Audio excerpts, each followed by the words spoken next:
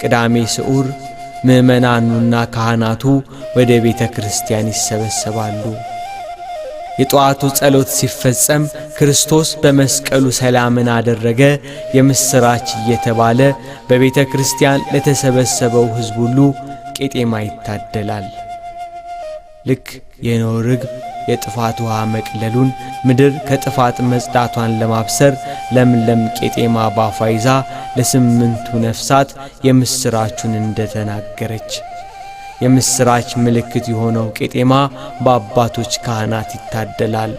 ሕዝቡ ቄጤማውን እያሰረ እንደ ኖኅ ርግብ በክርስቶስ ቤዛነት በጌታ መሞት የኀጢአት ባህር ደረቀ፣ ኀጢአት ሞተ ነፍስ ከሰው ልጆች ተወገደ፣ ለአዳምና ለልጆቹ የምስራች ተበሰረ፣ ገብረ ሰላመ መስቀሉ በመስቀሉ ሰላምን አደረገ፣ ሰላምን ፈጠረ ይላሉ ለሚመለከታቸው ሁሉ።